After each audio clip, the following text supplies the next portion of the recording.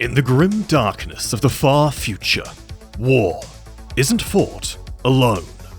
It's fought side by side with the Emperor's Space Marines, his Angels of Death, the Adeptus Astartes, and his mortal soldiery, the Hammer of the Emperor, the setting's closest embodiment of the indomitable human spirit, the Imperial Guard.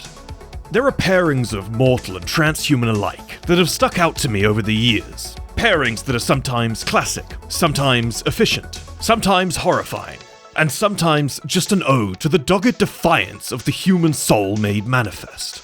Over this video, we're going to start with some combos of Space Marine chapters paired with Imperial Guard regiments that have proven themselves in canon, and then we'll move on to some outliers and even some combos that haven't yet met that we'd really like to see manifest in big conflicts in the setting. And finally, end on some fringe honourable mentions that aren't necessarily Guard regiments, but are still mortal fighting forces that would complement some chapters very well.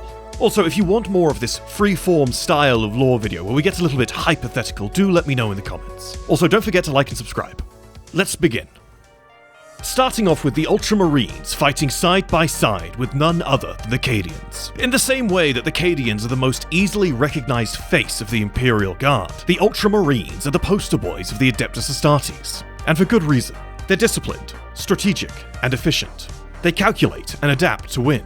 As the premier sons of Rabute Guilliman, they stick closely to his Codex Astartes, the tactical bible of the Space Marines. Some folks may call them boring, but I think that misses the point. They're dependable, smart, and know how to work with others, especially the Imperial Guard. Just look at Titus in the Space Marine games. He's a great example of an Ultramarine who knows when to follow the rules and when to bend them. Whether it's defending a Forge World or leading a crusade, the Ultramarines bring structure and informational supremacy wherever they go. They're one of the few Space Marine chapters you actually want showing up when things go bad. And if the Ultramarines are the brain, the Cadians are the backbone. Cadians, for the longest time, grew up staring into the Eye of Terror. Now the planet Cadia is gone, blown apart in the 13th Black Crusade. But the legacy of Cadia lives on through the regiments that have survived and the resettlements that are underway. Cadians are tough, reliable, and ridiculously well trained. Their commanders understand that a little bit of fear goes a long way in keeping a Cadian column alive and fighting.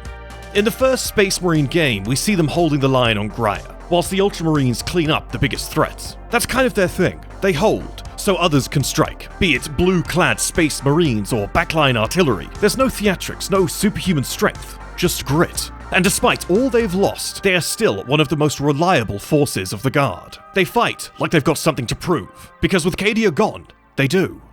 Ultramarines and Cadians make such a good team because they play to each other's strengths without stepping on each other's toes. The Ultramarines bring elite tactics and an unmatched operational portfolio, while the Cadians provide rock-solid infantry lines, heavy support, all whilst expanding the Ultramarines' portfolio to a level that almost justifies their plot armor. They're a perfectly balanced tag team. In both Space Marine games, Titus drops into a war zone and immediately starts coordinating with Cadian forces, not bossing them around arbitrarily, but instead working with them. The Cadians hold the perimeter, keep the Xenos busy, and back up the Ultramarines as they take out bigger threats. It's a textbook example of how elite Astartes and well-trained guardsmen can surpass almost any enemy when they're on the same page. I think that what makes this partnership so special and work so well is a level of mutual respect. The Ultramarines, unlike some more arrogant chapters, respect the Guard's role and often prefer working with the Guard. They understand that war isn't just about heroic charges, it's about logistics, numbers, and holding ground. And the Cadians, who fought more chaos than pretty much any other faction, respect the Ultramarines' skill and leadership. With the Cadians and the Ultramarines, there's no ego, no power struggle, just soldiers doing their jobs. That's what makes their combo so good. It's not some grand destiny or prophecy nonsense. It's just two forces that understand the job, respect each other, and get it done. In a universe where everything's on fire, seeing two groups actually work well together, that's one of the Emperor's miracles. I'd be willing to bet you saw this next one coming, if it wasn't for them being front and center on the thumbnail. Next up is none other than the Black Templars and the Armageddon Steel Legion. The Black Templars don't sit around waiting for orders. They launch crusades across the galaxy because they want to. No homeworld, no rest, just endless war in the Emperor's name. They live for close combat, diving headfirst into the thick of battle, with chainswords roaring and purity seals flapping in the wind. Unlike the Ultramarines, they don't follow the Codex Astartes. They just load up into their massive fleets and purge. In Hell's Reach, you see this in full force with Chaplain Grimaldus, who is pretty much a living legend by the end of it. And sure, the Templars can be a little intense, but when you need a wall of men to hold the line against the biggest orc horde ever seen by man, you don't call thinkers, you call crusaders. The Steel Legion are tough as nails. They've been fighting orcs for so long that killing greenskins is basically a part of their DNA. They're all about discipline, grit, and firepower. These guys are mechanized infantry specialists, riding in chimera transports and backed up by waves of armored support. They're used to fighting orcs. They're used to being outnumbered, and they've got zero patience for theatrics. But when they do fight alongside someone with a flair for the dramatic, say a skull-faced Black Templar, they don't falter. Pairing the Black Templars with the Armageddon Steel Legion is like mixing fire and iron, intensity and durability combining into something immovable.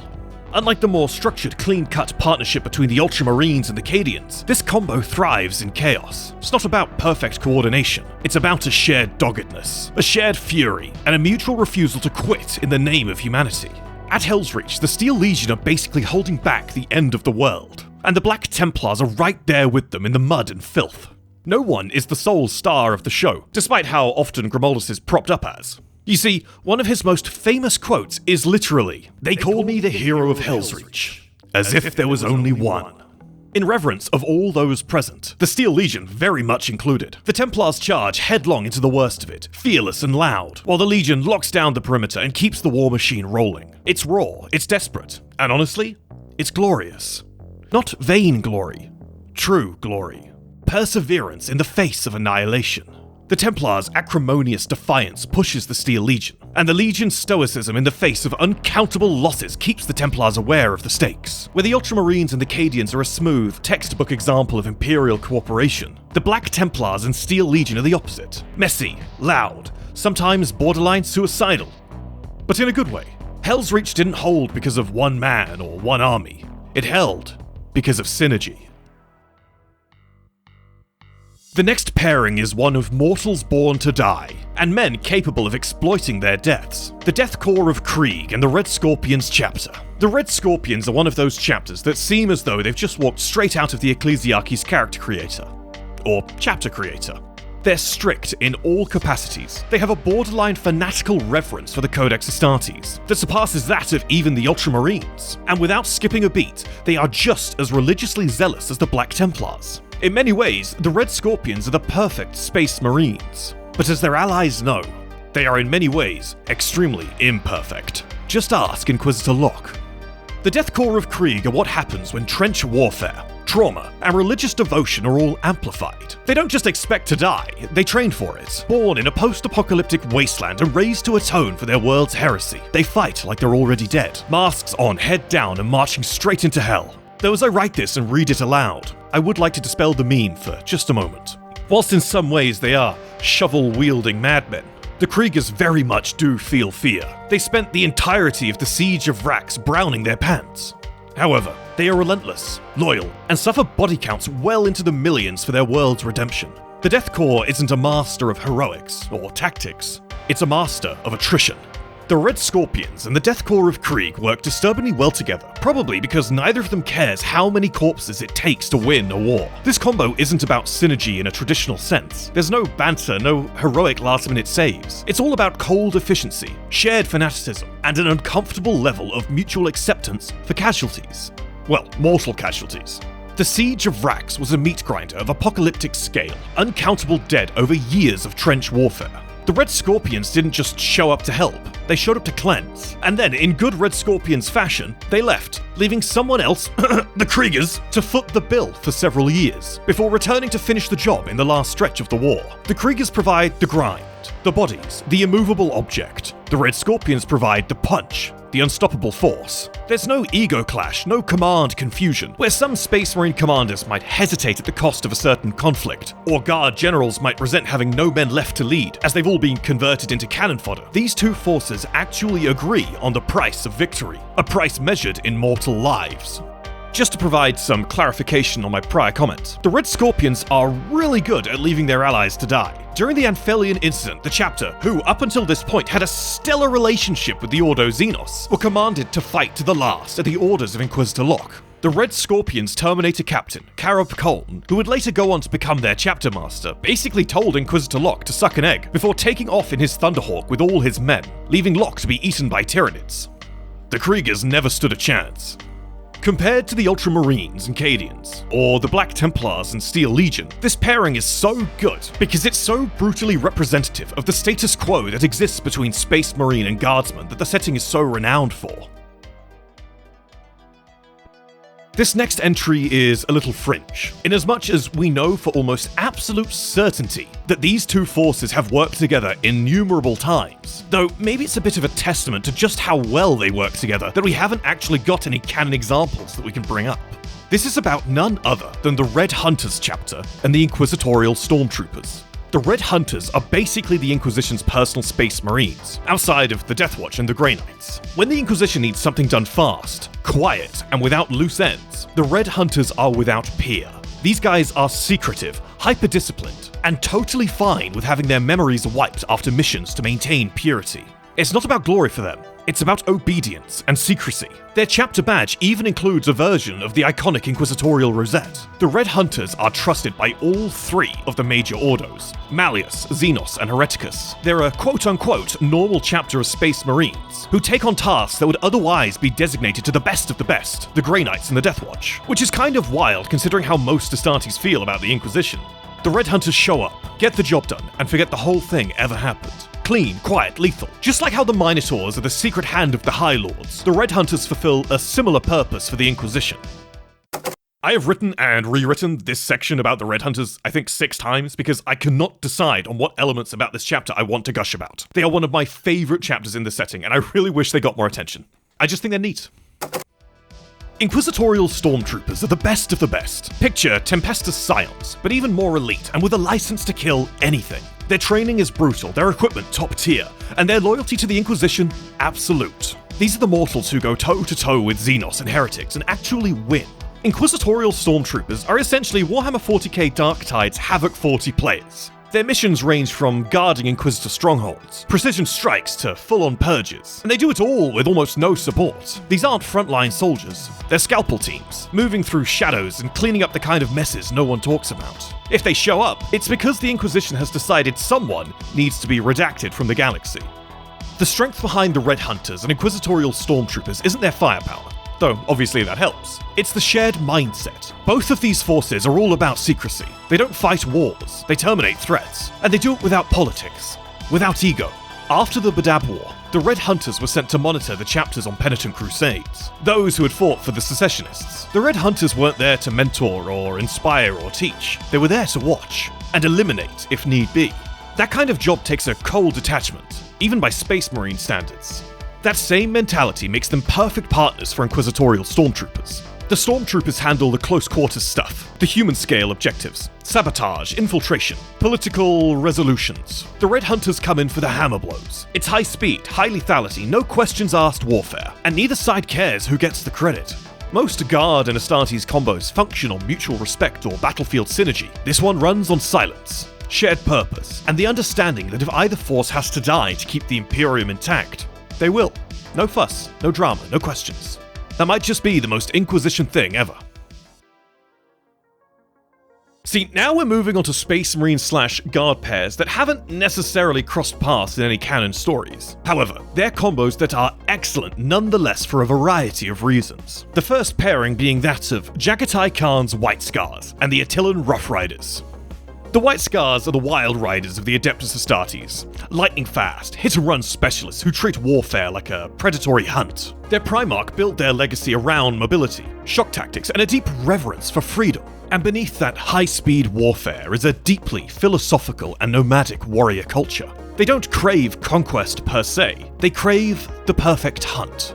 Conversely, the Attilan Rough Riders are straight-up savages. These guys charge into the battlefield on horseback, wielding explosive-tipped lances, like something straight out of a post-apocalyptic Mongol epic. Their homeworld, Attila, is a windswept, brutal place, and it breeds warriors who live hard and fight harder. The 2nd edition Guard Codex tells us that, just like the White Scars themselves, they literally scar their faces in ritual rites of passage. These aren't polished parade grounds guardsmen. They're raiders, born in the saddle and bred for war. In fact, according to the 5th edition Guard Codex, they led the largest ever cavalry charge in Imperial history against the Necrons. Imagine that, the horizon covered from edge to edge with stinky, spear-wielding madmen. And yes, they are stinky, according to the 2nd edition Guard Codex. White Scars and Attilan Rough Riders are basically cultural cousins. Both come from harsh, open-world environments. Chigoris and Attila are ostensibly mirror images of each other. Both rely on fast strikes, shock tactics, and the idea that mobility is everything. Their naming conventions are the same, their love of speed is the same. Even their spiritual beliefs feel oddly aligned for two completely different Imperial forces. If they ever fought side by side, it would, without a doubt, be the most overwhelming show of speed and force any foe of the Imperium of Man would ever see. You probably guessed the next one coming up. In fact, as I was doing my prep for the script, and I was talking to the other members of the Astartes Anonymous team, this was the combo that definitely came up the most. That being the sons of Leman Russ, the Space Wolves, and the Valhallen Ice Warriors. The Space Wolves aren't just Space Marines. They're animals. They don't do things by the book. I don't even think they can read, to be honest. But what they lack in formal structure, they make up for in sheer ferocity. They charge into battle with fangs bared, bolters blazing, and never back down, ever. Whether it's Chaos Sorcerers or rampaging orcs, they meet every threat head-on. Ask anyone who's ever read Battle of the Fang. The Space Wolves might be stubborn furries with the occasional bit of Viking energy, or stubborn Vikings with the occasional bit of furry energy. But without them, the Imperium would have crumbled long ago. Valhallans are the definition of grim determination. Raised on a frozen hellscape where survival itself is victory, these guardsmen are stoic, stubborn, and totally unshakable. According to the 5th edition Imperial Guard Codex, their morale holds even in the face of certain death. And according to the 10th edition Imperial Guard Codex, when the Great Rift tore the galaxy apart, almost all Imperial worlds in Nihilus fell into despair or ruin. But for the Valhallans, it was just another Tuesday. And whilst according to White Dwarf 286, the Valhallen Ice Warriors' power lies in their specialization of flamers and mortar weaponry, their real strength lies in the fact that they won't yield ground until they are all slain in their entirety. If a single Valhallen lives, Valhalla is undefeated. Infuriatingly, these two forces have never fought side by side, despite both being the premier Ice World forces for the Adeptus Astartes and Imperial Guard. They are masters of the cold. And whilst their cultures are quite different, one the embodiment of stoic perseverance, and the other vicious Nordic-inspired superhumans, both of them have absolute reverence for dogged perseverance. Same reason as to why, despite their 10,000-year rivalry, the Space Wolves begrudgingly respect the Dark Angels. They may think each other belligerent, but they can't deny each other's power. Next up, we've got maybe my favourite hypothetical combo, the Raven Guard paired with Elysian Drop Troops. The Raven Guard are masters of stealth warfare. From Corax's gene seed, they specialize in infiltration, sabotage, and precision strikes. If a fortress explodes before the enemy even realizes they were infiltrated, chances are the Raven Guard were behind it. They're surgical, quiet, and borderline obsessive about striking from the darkness. Don't get me wrong, they're just as adaptable as any other Space Marine chapter. They're just not flashy. If you need someone to assassinate an upstart warlord without starting a full-on war, there's few chapters who are adept at that kind of task than the Raven Guard. Then we have the Elysian Drop Troops, who are the Imperial Guard's kings of vertical insertion. These guys drop behind enemy lines using grav shoots, and they're trained to hit hard and fast. But here's something you might not know. They're not just paratroopers. According to Dark Apostle 2007, they're perfectly adaptable, more than capable of shifting gears into a full-on armored assault if the situation calls for it. Plus, Imperial Armor Compendiums 3 and 8 tell us that entire companies of Tempestus Scions trained in covert ops are permanently attached to Elysian units. Imperial Armor Volume 4 even tells us that they've got innumerable mission-specific camos. The Raven Guard and Elysian Drop Troops haven't explicitly or officially fought side by side in any canon material that I'm aware of, but they should have. If you're building the perfect covert strike force in the 41st millennium, pairing the Raven Guard with the Alleian drop troops feels like a no-brainer. Thanks to the embedded Scion infiltration companies, they're trained for coordinated black ops. They already operate in small, flexible units, wear mission-specific camouflage, and shift tactics mid-battle without breaking stride. That kind of fluidity fits perfectly with the Raven Guard's style. So, this next entry is a bit of an intense one. I really ummed and ahed over whether or not to have this chapter be the Imperial Fists. However, I settled on going with the Minotaurs chapter. See, and now you're wondering, what force of mortals could thematically fit with the Minotaurs and /or the Imperial Fists? Well, none other than the Lucifer Blacks. The Lucifer Blacks and the Imperial Fists fit as thematically they have both been Sentinels of Terror. However, the Lucifer Blacks and Minotaurs stuck out more as both represent the elite of their respective forces, and both have long-standing connections with the High Lords of Terror.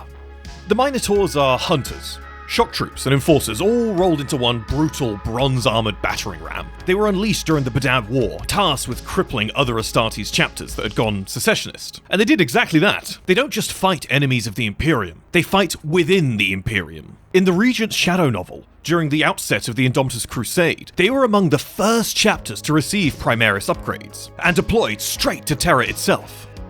Before Scions, before Kazakin, before all of it, the Lucifer Blacks were the gold standard for elite, human soldiers. In the early days, seen in the various Beast novels, they were so skilled they were assigned to protect the High Lords of Terror. And they weren't just killers, they had judgment. In Echoes of the Long War 2016, when they were ordered to kill the Imperial Fist Chapter Master Corland, who had declared himself Lord Commander of the Imperium, they defied the order, knelt, and pledged themselves to him instead, not because they were scared of dying or anything so mundane, but because they were privy to his previous exploits. The Lucifer Blacks decided he was a better fit than some uppity High Lord.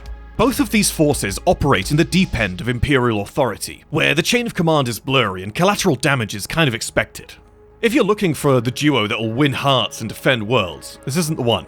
Well, unless that world is Terra. But if you need someone to defeat another elite force, for example, one of the other combos or pairings on this list, you send the Minotaurs and the Lucifer Blacks. Now, as we mentioned we would at the start of the video, these next two thoroughly break the mold. We're still pairing Space Marines with mortal armies, kind of. But they're not guard regiments. But these ideas came up so much in prep for this video that I couldn't just leave them out. And our first one is none other than the Iron Hands chapter and the forces of the Adeptus Mechanicus. The connection between the Iron Hands, their successor chapters, and the Adeptus Mechanicus is so deep that when the Moirai Schism broke out in M35, according to the 6th edition rulebook, it didn't just tear through the Mechanicus, it hit the Iron Hands and their successors too. Now, the Space Marines didn't actually go to war with each other like the Admech did, but they did exile any of their own who followed the Moirai Creed. The creed that kicked off the whole schism by predicting the Mechanicus would eventually be absorbed into the Ecclesiarchy. Those exiled Astartes ended up forming the Sons of Medusa chapter. Well, all of them except the Red Talons, who, according to Imperial Armor Volume 10, didn't exile their brothers. They just killed them. Also, if you're not in the know, the Red Talons are to the Iron Hands what the Flesh Terrors are to the Blood Angels. Let us know if you want a full video on the Iron Hands successors in the Moirai Schism down below. In Flesh and Steel 2020, we get a look inside an Adeptus Mechanicus servitorization facility. It's mostly criminals being processed, shown through the eyes of an Imperial detective. The whole sequence is horrific. People stripped naked march down fenced corridors, blasted with skin-burning antiseptic chemicals, all while being driven forward by electro rods. The detective notes, "I'm not a squeamish man, and nor do I spare tears for those who deserve punishment. But what I saw in that processorium haunts me still. A person unsuitable for servitorization would be swallowed up by a trap door. From those pits wafted a hideous stench, and the grinding sounds of industrial mincers. One rejected man grabbed onto the lip and hung there, arms and hands bloodied. Guards lined the grating either side of him and shot him until he fell. The adepts wouldn't even waste bullets on these people. Thankfully, I was spared a view of the surgeries. I doubted the Adeptus Mechanicus provided anesthetic, for the same reason they would not dull the pain of a nail under a hammer." Conversely, in Wrath of Iron 2012, there's a moment where an Iron Hands captain casually tells a tech priestess that he wants to start turning guardsmen into heavily armed combat servitors to make better use of them. It's such a cold statement that it actually surprises her, though her surprise is then followed by immediate approval. When you put the Iron Hands and the Adeptus Mechanicus together, you're looking at the absolute peak of efficiency. They are logic made manifest. And in Warhammer 40k, that comes with a level of cruelty not seen in other settings. This is not Star Trek's Vulcan representation of logic. This is the Omnissiah's representation of logic. And it comes with torture and death. If a force made up of these two matched another chapter and guard regiment in size, I honestly think it would be nearly impossible for them to lose. Their tactics would be just as sacrificial as the Red Scorpions paired with the Death Corps of Krieg, but carried out with terrifying, inhuman efficiency and zero hesitation. Okay, so we have reached the final entry on the list. And this is by far the most out there one. Looking at you, Alex, you started this idea. That's the Gaming Storyteller on YouTube for anyone who doesn't know. What idea is that, you all might be asking? Well, that is the Raptors chapter and the modern day United States military. Let's look at the Raptors first. The Raptors are one of those Space Marine chapters that haven't had loads of attention over the decades outside of their role in Badab. Being successors of the Raven Guard, they've inherited that tactical mindset, but they've innovated on it. According to Imperial Armor Volume 9, the Raptors do follow the Codex Astartes, but they don't treat it as gospel. It's smart military thinking. Use what works, adapt what doesn't. They're flexible and pragmatic.